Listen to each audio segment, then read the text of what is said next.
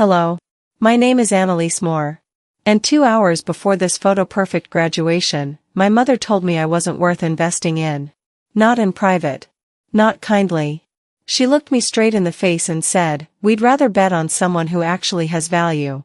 And now here I am, smiling for a camera I didn't ask for, wearing a cap that isn't mine, standing in a moment that doesn't belong to me.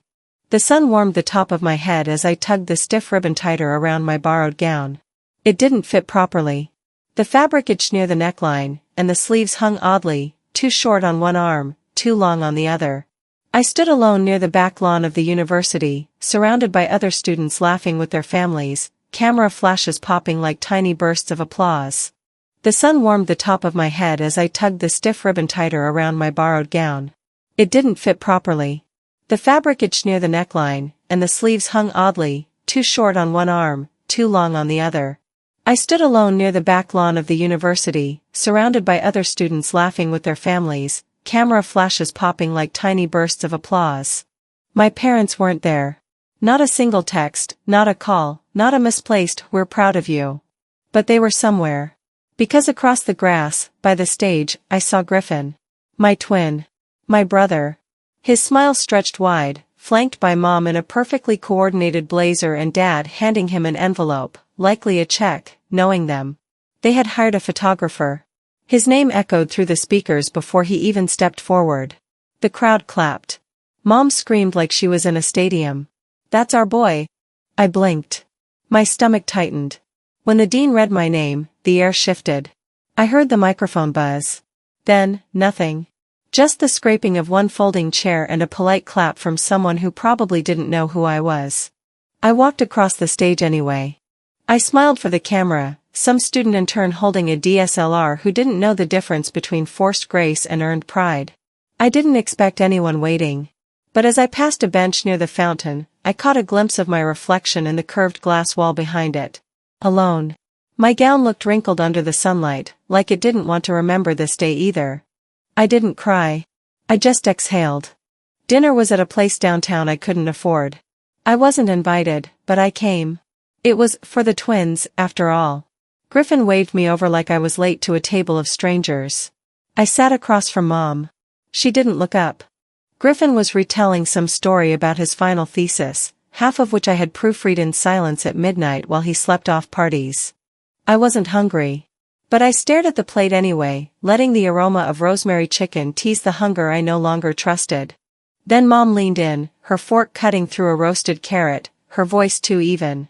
"We'd rather invest in someone who has value," she said. "You don't." Griffin didn't flinch. Dad kept chewing. I counted the seconds before someone laughed, said it was a joke, corrected her. No one did. I set my napkin down slowly. Quietly. Gently. "I'll head out." No one asked me to stay. The sidewalk shimmered under the streetlights, the air heavy with early summer. I walked slowly, not because I was tired, but because I didn't know what door I wanted to return to. My apartment was still 12 blocks away. But each step felt like I was dragging a suitcase of every version of me they never bothered to see. When I finally reached my building, I unlocked the door with hands that felt like someone else's. My living room was still. My graduation cap sat on the counter, the tassel curled the wrong way. I picked it up, held it for a moment. It smelled faintly of hairspray and sunburn. I hooked it on the doorknob. Not a trophy. Just proof that I showed up. My phone lit up with 2 new messages. None from my parents. The family group chat, blinking blue. "Proud of you, Griffin." Blue heart, from Aunt May. That was it. I didn't respond. I tapped the screen once, twice. Deleted the thread. For a moment, I just sat in the quiet. Let it stretch. I wasn't waiting anymore. I wasn't hoping. For the first time, I understood, I wasn't overlooked. I was unseen by design. The night after graduation bled quietly into morning. I woke to the sound of the neighbor's coffee maker gurgling through the wall. The light coming through my blinds looked thin, almost gray, like it wasn't sure if it wanted to start the day. My phone blinked again. Griffin's smiling face on social media, champagne in hand, parents on either side. The caption read, "Proud day for the Moore family." My name wasn't in the caption. It didn't sting anymore, not the way it used to. The numbness was worse. It sat on my chest, heavy but still. I had errands that day, graduate school applications, paperwork, real life. I dressed, buttoned my shirt carefully, like the act itself was a small rebellion. I needed transcripts, bank statements, proof that I had done all this on my own. At the registrar's office, the clerk recognized me. "Weren't you top of your class in sophomore year?" she said casually. I smiled faintly. "Maybe once." Her words sent me somewhere else, a corridor lined with posters, the smell of printer ink, Griffin's laugh echoing down the hall. Sophomore year. He'd bragged for weeks about acing his economics final. I remembered congratulating him in front of everyone. I remembered how proud our parents looked when he told them. A few days later, I overheard two classmates near the library whispering. "Didn't he get caught copying last term?" one said. "Guess his folks sorted it out," the other replied, lowering her voice. When I checked the school's honor roll, his name was gone. No one in my family mentioned it. Not one word. At dinner that week, Mom passed him the mashed potatoes and told him he was brilliant. He had a second chance. I had second shifts at the library to pay my rent. I carried that memory with me as I stood in line at the bank later that afternoon. The building smelled faintly of disinfectant and paper. A clerk with glasses too big for his face greeted me. "How can I help you today?" "I need a record of any student loans in my name," I said. He typed for a moment, frowning at his screen. "That's strange. You already have one from 2 years ago." I blinked. "I don't." He turned the monitor toward me. "My name. My social security number. A loan amount that could have covered 2 semesters, and then some. I'm afraid you'll need to talk to the issuing office," he said. "But the disbursement was made to this routing number." He printed it out. The numbers looked unfamiliar until I saw the last 4 digits. Griffin's account. I left the bank with the envelope in my hand. My fingers trembled, not from surprise, but from recognition. They hadn't just left me out, they had used me as a bridge to carry him forward. Outside, the air smelled like rain even though the sky stayed dry. I walked slowly, past the diner where I used to wait tables, past the bookstore where I'd saved for my first laptop. My landlord's text came through, rent due next week. My brother's tuition had been paid in full 2 years ago, with my name. The anger was quiet, not loud enough to hear but strong enough to keep me walking. Every step pressed down harder on the pavement, like I was grinding away the version of myself that used to make excuses for them. I reached my building as dusk began to stretch over the street.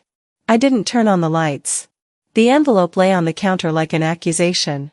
I opened it and read each page slowly, carefully, gently, as if giving their lies the dignity they had denied me. There it was, the signature. My name forged with perfect loops and calm precision. My mother's handwriting. She used to sign permission slips the same way when Griffin forgot his. I sat down.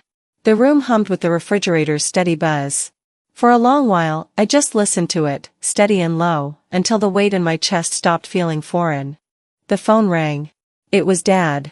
I let it go to voicemail. His message was short. "Your mother and I handled something for Griffin a while back. It's all fine. Don't worry about it." Handled. The words scraped across my thoughts like sandpaper. I walked outside, the loan papers folded neatly in my pocket. The street was quiet except for the soft rhythm of tires in the distance. Under the elm tree near my building, I stopped. Its bark was rough beneath my fingers. We had taken a family photo here after high school, all smiles and promises. I'd thought it meant something permanent. I unfolded the papers again, staring at my mother's signature under my name. The ink shimmered faintly under the streetlight. I tore the copy down the middle, then again, until the pieces scattered at my feet. The original I kept. Some truths deserved to be preserved, even when they hurt to hold. I stood there a long time, breathing in the scent of earth and asphalt, feeling the ache settle into something steadier. What they borrowed without asking, I would return without permission, with interest. The wind turned colder the week I decided to drive home. The kind of chill that slid beneath your sleeves, whispering of winter even when the leaves were still gold. I hadn't been back in over a year. Thanksgiving felt like a test more than an invitation. Mom's text had come 2 weeks before, dinner at 6. Don't be late. No question mark, no warmth. Just instructions. I arrived just before sunset. The sky was streaked with copper and violet, the way it used to look when I was little and thought this house could shelter us from everything. It didn't. The porch light flickered as I stepped onto the front steps. My reflection hovered in the glass before Mom opened the door, her perfume already pushing out into the air like ownership. "You made it," she said, voice tight, smile thinner. "Traffic okay?" "Fine," I answered. She turned before I could ask her anything back. Inside smelled of cinnamon and polished wood. The living room looked smaller, almost unfamiliar, but everything had been arranged to look deliberate. In the hallway, a new frame caught my eye, a large photo of the family standing on the university lawn. Griffin in his gown, Mom clutching his arm, Dad with his hand on Griffin's shoulder. Even the photographer's watermark gleamed proudly at the corner. I wasn't in it. My throat tightened. I didn't ask why. I just stared until Mom noticed. "You left early that day," she said, smoothing her hair. "It didn't feel complete with you missing all the time." I blinked at her reflection in the glass. "I didn't leave." She shrugged.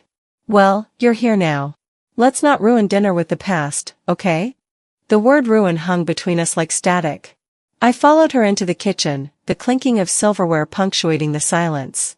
Griffin was already at the table, scrolling through his phone, the glow reflecting on his face. He looked up briefly. "Hey," he said, as if I were a neighbor dropping by, not his sister. Dad poured himself a drink and gestured for me to sit. "Your mom made your favorite, sweet potato casserole," he said, like it was a peace treaty.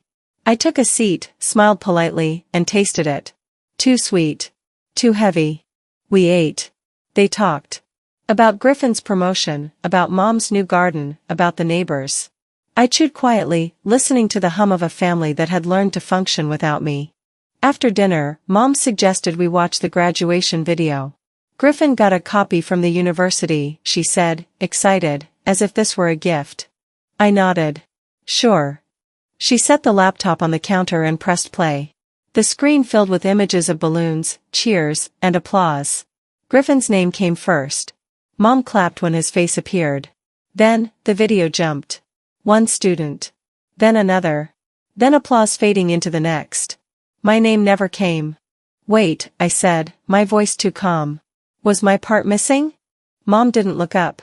"The guy editing said you looked out of frame. He thought it wouldn't matter." I let out a quiet laugh, one that didn't sound like me. "Didn't matter," I repeated.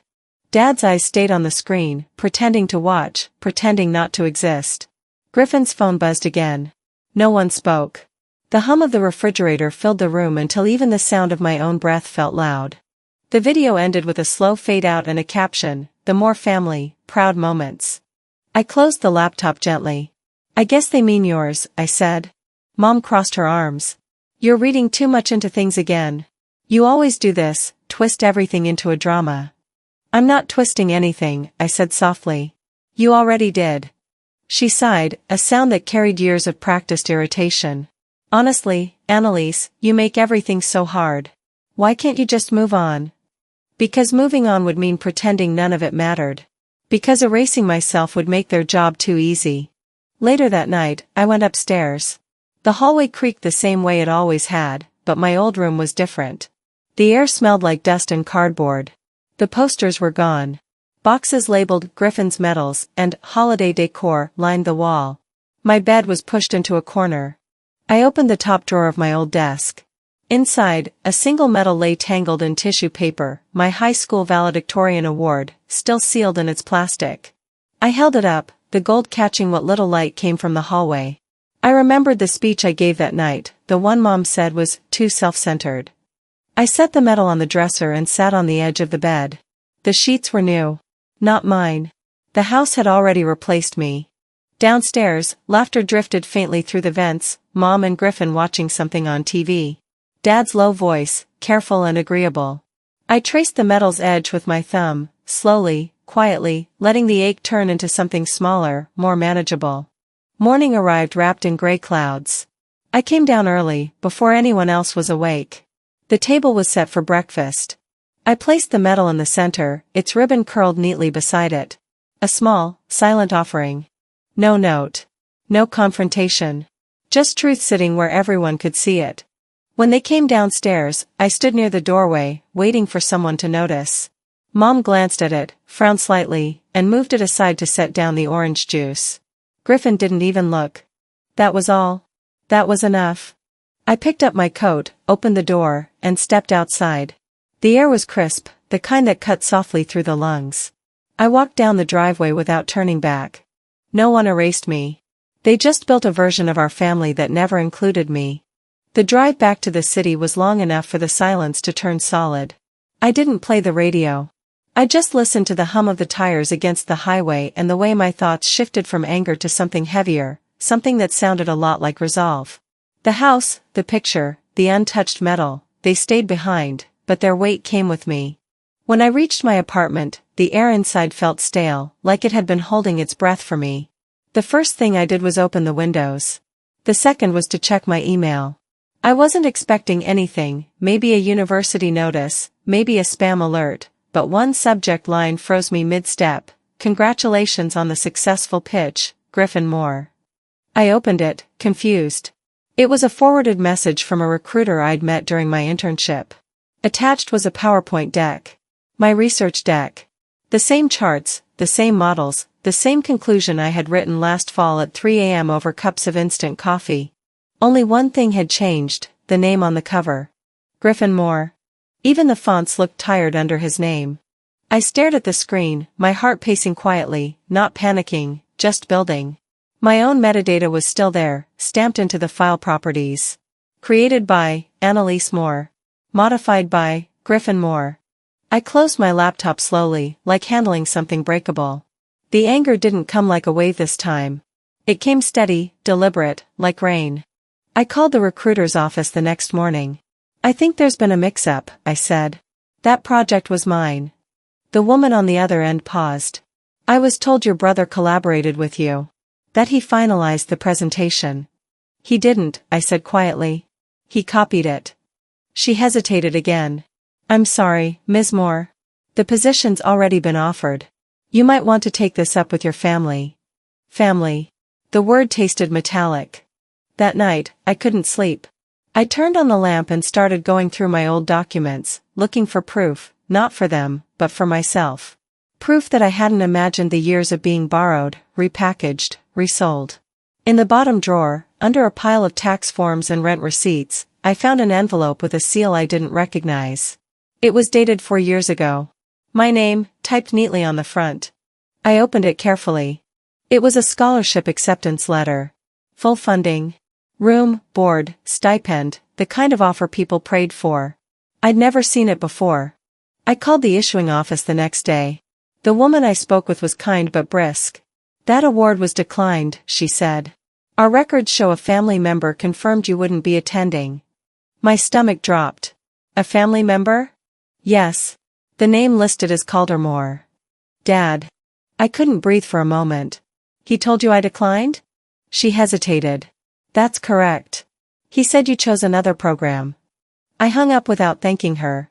The air around me felt too thin, too deliberate, as if the room itself was shrinking to make space for the truth. They didn't think I'd find it. And they were almost right. By evening, I knew what I had to do. I made a copy of the plagiarized presentation. I printed the scholarship letter and slid it into a folder. Then I called Mom. Can we meet? I asked. Her tone was light, almost cheerful. Why, honey? Everything okay? Not really. We met at a small cafe near her favorite antique shop. She arrived 10 minutes late, perfume first, smile second. You look tired, she said, as though that were a compliment. I didn't answer. I placed the folder on the table and slid it toward her. This is the deck Griffin used in his job interview. And this, I said, pulling out the letter, is a scholarship I never got to accept because Dad said no for me. She didn't open the folder. She didn't even look down. You were always the difficult one, she said finally. Griffin lets us help him. You never made it easy. My voice stayed even. You helped him by stealing from me. She tilted her head, smiling the way people do when they're pretending not to be insulted. You're exaggerating again. We did what parents do. We made choices. For who? I asked. For him, or for you? Don't do this, she said. You're always so dramatic. Not this time, I said. My tone was calm, too calm. You stole the spotlight, Mom. I'm taking back the power. Next time you use my name, it'll come with a consequence. For a moment, she looked at me like I had spoken in a language she didn't understand. Then she laughed softly. You think the world cares about any of this? Families help each other. Sometimes it's messy. Families don't forge signatures. They don't erase opportunities. They don't edit their children out of videos. She exhaled through her nose, sharp and controlled. You always have to turn everything into an accusation. Maybe if you weren't so ungrateful. I stood up. Gratitude is for gifts, not theft. Her hand tightened around her coffee cup. You're going to regret this, Annalise. I already regret staying quiet. We stared at each other for a long moment. She blinked first. As I walked out, the bell above the door chimed softly. The cold air felt cleaner than the cafe ever could. I didn't feel triumphant. Just clear. At home, I placed the folder on my desk. The evidence sat there, silent but powerful. The stolen project, the lost scholarship, my own signature, finally reclaimed. For the first time, the story had my name on it. The folder sat on my desk like it was breathing. Not metaphorically. Not poetically. Physically, it felt alive. It had presence. Like it knew what it carried and dared me to open it. I didn't. Not the first day. Not the second. I just let it sit, quiet, motionless, heavy in a way paper shouldn't be. Because sometimes truth doesn't arrive in a flash. Sometimes, it has to steep. Sometimes, your body knows before your mind catches up, this is a moment that will change you. So, I let it breathe. And I went about my days with a kind of deliberate slowness, mechanical, almost sacred. I answered emails from students. I gave a lecture on postmodern identity at the campus library. I made coffee I didn't drink and stood by the window watching steam rise from a cup I never lifted. My phone buzzed often. Messages from peers. Professors. People I hadn't heard from in semesters. The Ford Foundation was gearing up for its annual National Scholar Recognition event. Everyone was excited. Everyone wanted to know if I was going. If I had heard. Then, finally, I did. An email arrived. Subject, Ford National Scholar Ceremony, confirmed recognition. I clicked it. My name was there. Full. Clear. No typos. No middle initial swapped with someone else's. No mix-up with my brother. No confusion. Just my name, standing alone in bold font like it finally belonged to something of value. Annalise Moore. I reread it. Not because I doubted it. But because I needed to know, really know, what it felt like when the good news didn't come from someone else's mouth. When it wasn't filtered through a parent's reluctant voice or passed along like a forgotten errand. I needed to feel what it was like when success knocked on my own door, addressed to me and only me. And it was real. The morning of the ceremony, I laid my clothes out like armor. A black blazer that still carried the scent of lavender from my last dry clean. A pair of shoes I had resold twice with money from tutoring freshman writing. And a crisp name tag, Annalise Moore, Scholar. Pinning that tag to my lapel, my hands trembled. Not from fear. From weight. The weight of arrival. Backstage, the air was thick with hairspray and nervousness. A girl beside me clutched her speech notes like a rosary and whispered a prayer into the fabric of her scarf. I didn't pray. I breathed. Long, slow. Deliberate. Like I had for the last 4 years. When they called my name, the applause startled me. The MC's voice rang out. And now, we welcome a young woman who paved her way without the financial or emotional backing of her family, who rose solely on merit, conviction, and excellence. Please welcome, Annalise Moore. The stage lights hit me, not harshly, but fully. Like they had been waiting for me to finally step into them. I walked forward. I shook the presenter's hand. I smiled, not for the camera, not for social media, not for optics, but for the girl who used to proofread her essays at 2 a.m. while her brother slept soundly in the next room. From that stage, I scanned the room. And there they were. My family. Second row. Right side. Just close enough to be seen. Griffin in the middle. Mom, Lorraine, on the left, arms crossed. Dad on the right, his expression unreadable. Lorraine's lips were pressed into a shape that flirted with pride, but couldn't quite commit. Like she didn't know if it was okay to clap. Like she didn't know if it was hers to celebrate. She didn't clap. After the ceremony, I lingered. I posed for pictures. I shook hands with donors. I stood under the warm lights a little longer than necessary. For once, I let my voice carry, without needing to explain myself, without a single footnote about where I came from or why I had no one listed under emergency contact. I existed in that moment fully. No caveats. No conditions. Just truth. Then, later that night, as I sat in bed, still wearing my name tag, still holding the printed copy of my speech in my purse like a love letter to my past, I scrolled through my phone. And I saw it. A Facebook post. From Lorraine. Proud of our daughter. All those sacrifices. All those prayers she made it. We're finally seeing the reward. Attached to it was a photo of me, backstage, hugging Griffin. It was right after I came off stage. He had rushed toward me. Smiled for the camera. I hadn't even noticed someone had snapped the picture. I froze. Comments rolled in like applause I didn't ask for. What a beautiful family. You raised her right, Lorraine. This is what parenting is all about. Parenting. I stared at the screen until the glow of it felt colder than the room. They had watched me burn. Now they were posing with the ashes like they meant something. I opened the comment box. Typed. Please don't take credit for a journey you refused to walk with me. I hit send. 30 seconds later, I deleted it. But it had been seen. 20 minutes passed. My phone vibrated. Griffin. That was unnecessary, he wrote. Mom's crying now. I stared at the screen for a long time. Then I typed. Let her cry. Pause. I did it in silence for 4 years. I didn't wait for his reply. Instead, I opened LinkedIn. Clicked edit profile. Changed my headline to something short. Something sharp. Independent. In every sense of the word. It felt small. But it felt true. The kind of truth that doesn't need a microphone to echo. The kind that doesn't need a post. Or applause. Or approval. The kind that just is. And maybe that was the point all along. The morning after the ceremony, everything felt still, eerily so. Not the kind of stillness that signals peace. The kind that settles in just before the ground shifts beneath you again. I brewed coffee, poured it into the chipped blue mug I'd owned since college, and stood by the kitchen window. The steam curled upward like breath, rising and disappearing into nothing. Outside, the sky was a watercolor wash of gray, muted, pale, non-committal. The kind of sky that made no promises, yet somehow hinted at possibility. My inbox was full. Congratulations from colleagues. Kind words from old professors. Even a few unexpected messages from former classmates who'd seen the ceremony online and wanted to say they were proud. But none from my family. Not even a reaction emoji. By noon, my phone buzzed. Lorraine. I hesitated. My thumb hovered over the green button. Eventually, I answered. Hi, sweetheart, she said, her voice syrupy with performance. You're coming to Griffin's dinner tonight, right? It's a big promotion. Family event. She didn't pause to ask how I was. She just moved on. It's at Ridgeview Country Club.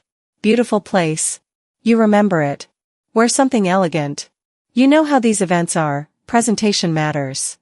I could practically hear the smirk behind her tone. The quiet edge that always made her words feel less like an invitation and more like a script she expected me to follow. I didn't argue. I didn't stall. I simply said, sure. I'll be there. Because some endings deserve an audience. The Ridgeview Country Club hadn't changed. Same manicured lawns.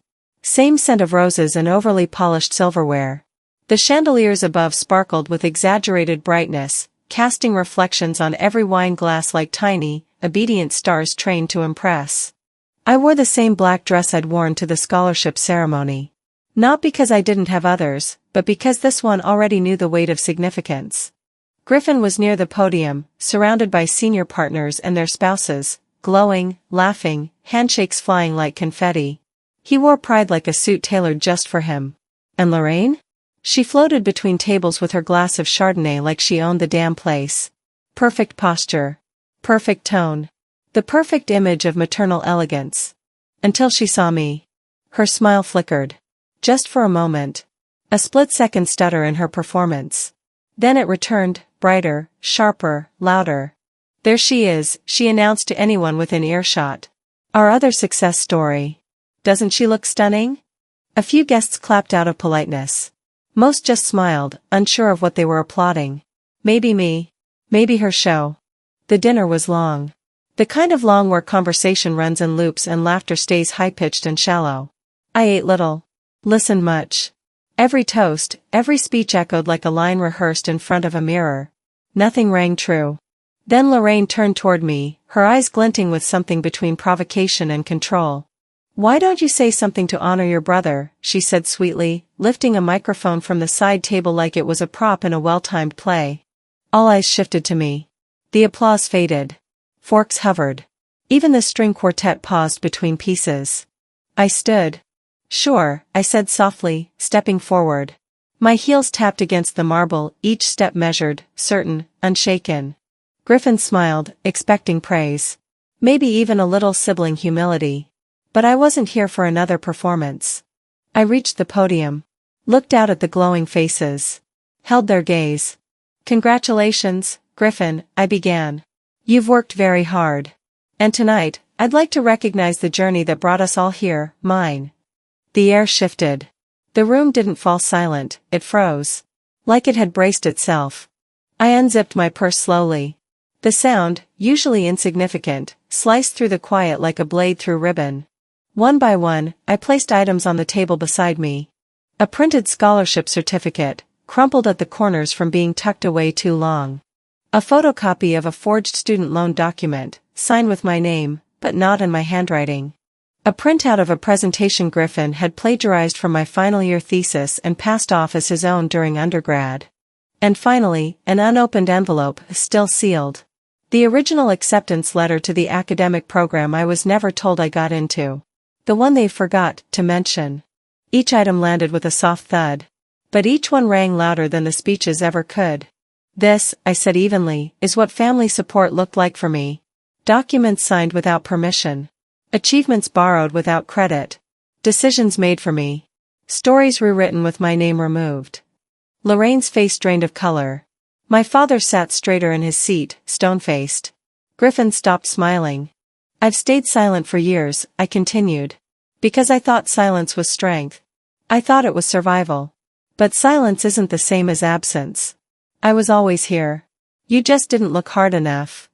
A cough broke the stillness. Someone shifted uncomfortably in their chair. Somewhere in the back, a wine glass clinked. I set the microphone down gently, no dramatic drop. No mic drop. Just closure. "Enjoy your dinner," I said. Then I walked away. As I passed Lorraine, she hissed through clenched teeth, "You're humiliating us." I didn't stop walking. But I did answer. "No," I said. "You did that years ago. I'm just returning what you borrowed." The night air was cold and honest. Outside, under a sky dotted with stars that didn't need an audience, I breathed in something clean. Something final. I drove home with the windows cracked open just enough to let the cold kiss my cheek. The streetlights passed overhead in soft golden blinks, like the world was gently nodding in acknowledgement. The next morning, I woke up early. I made coffee again. This time, I drank it. Slowly. Completely. Then I pulled out a cardboard box. One I'd kept under the bed for years. I placed everything inside, certificates, ribbons, old family photos that had been displayed at past events to tell the story of a happy household. Each item, labeled in small, clear handwriting. For the record. No letter. No explanation. At the post office, the clerk frowned at the missing return address. "No sender?" he asked, looking at the blank corner of the box. "None," I replied. And smiled. When I returned home, my phone was ringing. Lorraine. Again. I didn't answer. She called again. And again. On the third try, I let it roll to voicemail. Her voice came through, sharp and polished like always, but tighter now. Controlled panic. "You're making a scene, Annalise. Think about how this looks for us. Think about the damage." A few minutes later, a text from Dad. "You're making a scene." I stared at the words. Then typed. "No. I'm finally refusing to be part of yours." I set the phone down, face first on the kitchen table. The sunlight filtered through the blinds in thin, golden slats. The room was quiet, but not empty. I hadn't burned anything. I hadn't shouted. I hadn't begged. I had just told the truth. Plainly. Completely. And it felt like something sacred. Not revenge. Not rebellion. Peace. The kind you earn. The silence after no was a strange kind of music. It lingered, a quiet that filled corners I didn't know were empty. For a few days, I thought that was the end of it. No more phone calls, no more pretending. But the world doesn't end when you close a door, it waits outside, pressing its ear against the wood. 3 mornings later, I woke to a string of missed calls and a message from a friend.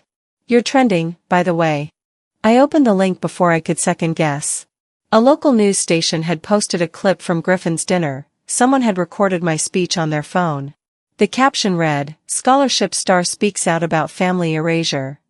There I was on the screen, standing under the gold light of the country club chandelier, my voice steady as I said, "I was always here." They just looked away. The comments scrolled faster than I could read. Brave. Powerful. Wish I had her courage. My heart didn't race. It slowed. Then my phone buzzed again. Lorraine. Her first text, "Take it down." The second, "You've embarrassed everyone." The third, "Do you realize what people are saying about us?" I didn't reply. I didn't know her silence anymore. That afternoon, I went for a walk through the park near my apartment. The air was sharp and dry, carrying the scent of cut grass and something colder beneath it, change. I bought a coffee and watched as children ran across the playground, their laughter too loud, too pure. It struck me how foreign that sound felt. By evening, the story had spread. My name trended on a regional feed. My inbox filled with strangers sharing their own stories, daughters who'd been left out of family photos, sons who'd been told they were disappointments, people who knew what it was like to be deleted from their own history. I should have felt vindicated. Instead, I felt calm, like the world was finally seeing what I had lived with in private for years.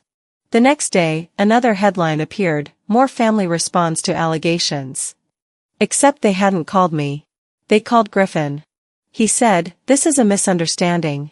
My sister's emotional. She's exaggerating." He said it with that polished tone of his, gentle enough to sound civilized, cold enough to sound true. I listened to the interview once, then again, until his voice lost meaning. By noon, Dad called. "You've said enough," he told me, voice clipped. "You're ruining your brother's career." I breathed in quietly. "No, Dad. I'm exposing what you all built." His pause stretched so long I thought the line had disconnected.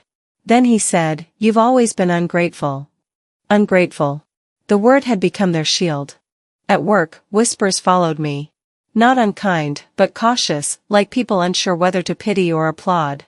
One colleague said gently, "Your speech took guts." I nodded. It took a lifetime. The news cycle didn't fade. It grew teeth. Reporters dug through public records. Someone found the loan paperwork. The signature forged under my name. Calder Moore's handwriting. Another article followed. Father used daughter's identity for loan, investigation underway. Dad stopped calling. Mom's social club expelled her quietly, citing image concerns. Griffin's company froze his promotion pending review. I didn't smile when I read the updates. I simply sat on my couch, tea cooling in my hands, breathing softly, slowly. Justice didn't roar, it whispered. That weekend, my phone buzzed again. A number I didn't recognize. A voicemail. Cash's voice. "Annalise, I didn't mean for this to get worse. Look, people are talking, and I didn't say anything new." Her voice trembled. Then came a different recording, the one everyone had already heard. A video filmed in a coffee shop. Cash is sitting at a table with a friend, unaware of the phone pointed in her direction. "Annalise? Please." They never even included her in real family events. The clip was 15 seconds long. It spread across social media faster than my family's denial ever could. When I saw it, I didn't flinch. I just whispered, almost tenderly, "They've been telling the truth all along. They just didn't know anyone was listening." By Monday, the calls came from everywhere, reporters, talk shows, advocacy groups. I said no to all of them. I wasn't a story to be sold. Mom called once more. I let it ring. Her voicemail came through a minute later. "Annalise, this has gone too far. People are cruel. You're hurting all of us." I replayed it twice, then deleted it. I sat by the window that evening, the city lights blinking against the dusk. For the first time, their voices weren't louder than mine. They were background noise. Still, I felt a strange ache. Not regret, something gentler. The kind of ache that comes after standing too long, after carrying too much. I thought about how long I'd spent defending people who never showed up. About how I had waited for an apology that would never sound the way I wanted it to. My reflection in the window looked older, steadier. This is what it looks like, I murmured. When the truth stops needing permission. The phone buzzed once more, a text from Griffin. I didn't mean for this to blow up. I didn't think you'd actually go through with it. I typed back, you never thought I would fight back. Then I set the phone down and didn't pick it up again. Outside, a car horn echoed, distant and soft. Somewhere, someone laughed. The world was still turning, but differently now. Quietly, I smiled to myself. Not with joy. With understanding. By the end of winter, the noise had softened. It didn't disappear, it just faded into the kind of background hum you stop noticing once you learn to live above it. The reporters stopped calling. The think pieces stopped circulating.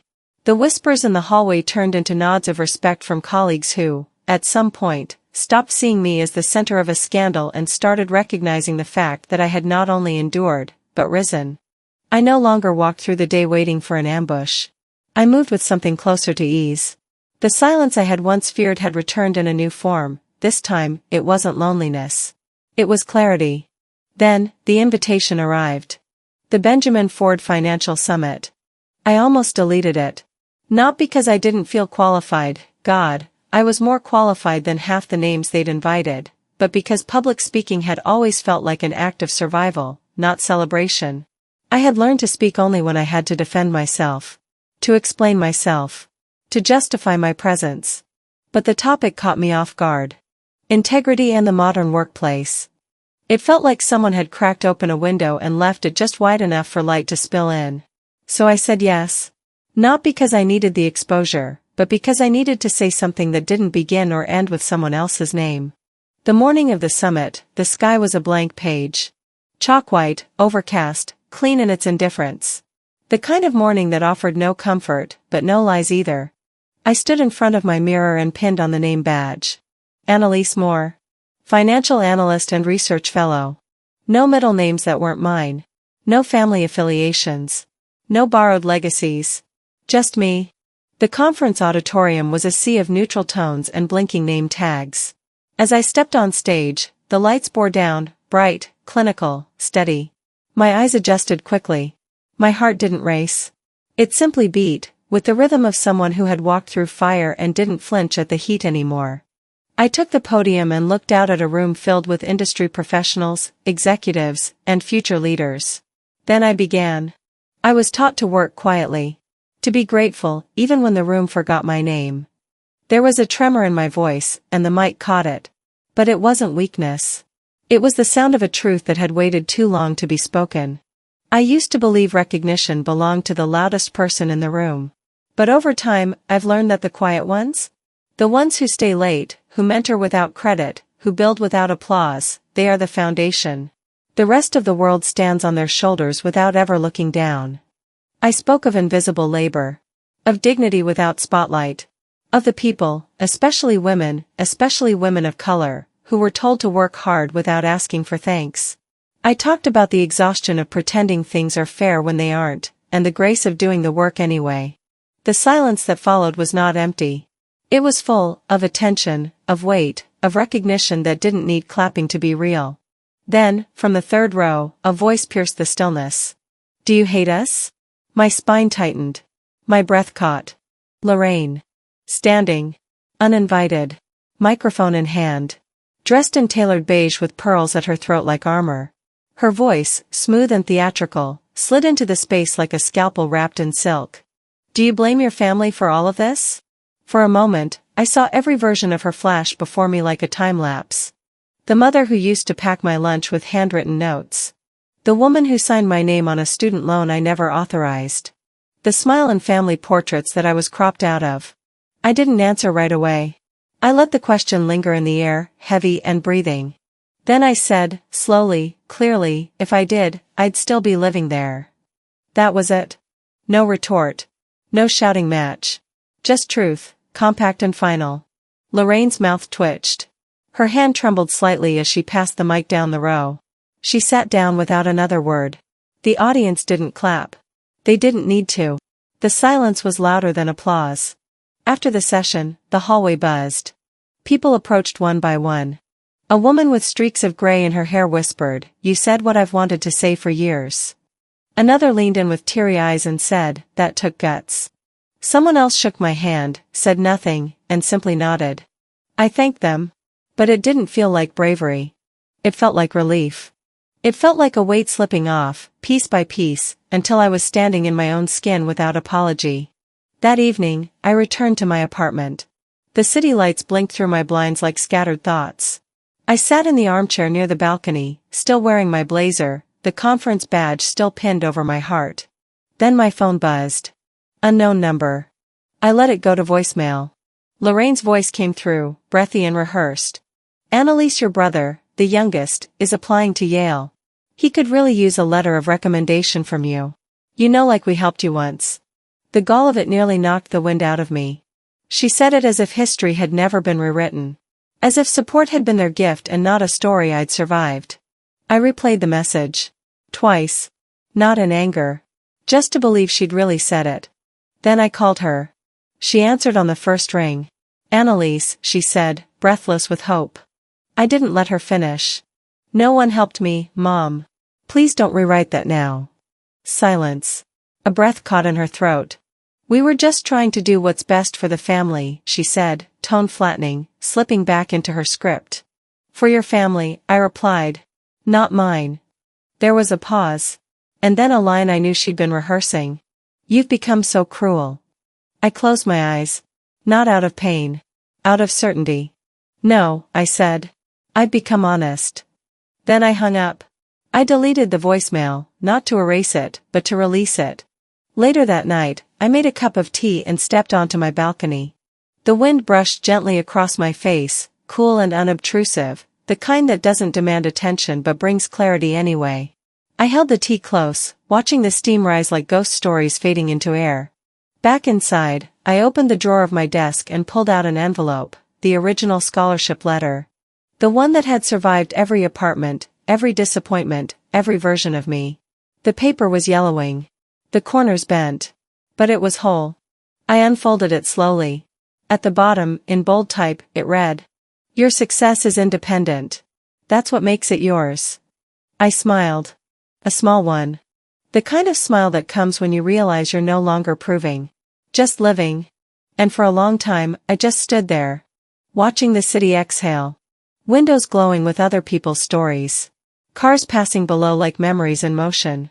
Somewhere in the distance, music drifted from an open window, soft, scratchy, familiar.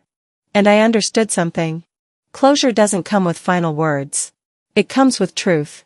With peace that doesn't ask for an audience. Healing isn't a headline. It's a quiet morning when you realize you're finally free. The week after the summit moved slowly, like the world had agreed to take smaller breaths. I spent most mornings answering polite emails, congratulations from people who'd never spoken to me before, opportunities from companies that suddenly remembered my name. I replied to each one carefully, gratefully, but with distance. I had learned the difference between being valued and being used. On Wednesday, a small envelope arrived in my mailbox. No return address, just my name written in steady handwriting that looked familiar in a way that made my throat tighten.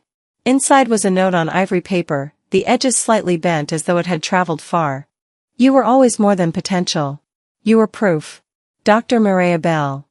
Beneath the note, a framed photo. I recognized it instantly, taken years ago in the university lab, back when I was still invisible. My hair tied back, glasses slipping down my nose, focused on a graph no one else had cared about. I'd forgotten that photo even existed. She must have kept it. I sat down at my kitchen table, letter trembling in my hand. She had seen me before anyone else did. Before I believed I could be anything more than what my family told me I was. That kind of grace didn't vanish, it lived quietly in the corners of people like her. I placed the frame on my bookshelf, between two thick binders full of case studies. It looked out of place, but right. That night, I couldn't sleep. The city hummed softly outside, taxis sighing against wet pavement. I turned on the lamp and opened my journal for the first time in months. The pages were mostly blank. I wrote only one line, "She saw me before I saw myself." The next morning, I packed my bags for a weekend conference in Cincinnati. The drive took me through Columbus. I hadn't planned to go near the old neighborhood, but the GPS rerouted me through familiar streets before I noticed. The house stood the same, pale blue siding, trimmed rose bushes, the porch railing freshly painted white. For a moment, I slowed the car and looked at the windows. Curtains drawn. A small ceramic angel still sat on the porch table, the one I'd made in 5th grade. Mom had kept it all these years. I thought about stopping. But the thought ended there. Healing didn't look like confrontation. It looked like not needing one anymore. I drove past slowly, gently, watching the house shrink in my rearview mirror until it disappeared behind a bend in the road. That evening, I checked into a small hotel downtown. The window overlooked the river. I opened it, letting in the crisp wind. The quiet didn't scare me anymore. It felt earned. The next day, I gave a short talk at the conference. Nothing dramatic, just a presentation on ethical reform in finance. But when it ended, a young woman approached me. She looked about the age I was when I first met Dr. Bell, eager, uncertain, but full of light. "Your story helped me," she said. "I don't talk to my parents either. I thought I was broken because of it." I smiled. "You're not broken," I said softly. "You're just learning where to stop bleeding." She nodded, eyes shining, and for a brief moment, I saw my younger self standing where she was, waiting for someone to say the same words. When I got home to New York the following week, I finally unpacked the last box from my move. Inside was a photo taken years ago, graduation day. Not the official one, but the picture a kind stranger had snapped for me when I stood alone outside the auditorium. My gown had been wrinkled, my smile small, but real. I found an empty spot on the wall above my desk. I hung the photo there. Beneath it, I taped a note written in black pen. She made it. The wall around it was bare, white, honest. I stepped back and looked at it for a long time. The girl in the photo had no one beside her, but she didn't look lonely. She looked present. Whole. I sat on the couch and exhaled slowly. The air felt softer than it used to. I realized that forgiveness had stopped being a destination I was running toward. It had become the quiet place I stood in now, the one where I could finally rest. I opened the balcony door. The evening wind swept through, cool and certain. Down below, the city hummed, a sound not of chaos anymore, but of life continuing. They'll write their version, I thought. They'll tell neighbors I overreacted, that I twisted stories, that I was ungrateful. But the truth was simpler, quieter, harder to refute. This was mine. And it didn't need to be loud to be true. I poured myself a glass of water, sat back, and watched the lights flicker against the windowpane. The world outside was wide and uncontained. I didn't belong to their story anymore, and they didn't belong to mine. Forgiveness isn't owed. But peace, I gave to myself. Before we go, let me leave you with this: sometimes, the loudest kind of strength is the choice to walk away without shouting. To build a life so full, the silence speaks for you. What about you? Have you ever had to find peace without an apology? If this story spoke to you, don't forget to like, subscribe, and share your own story in the comments. There's more to come, stories that heal, that speak the quiet truths out loud.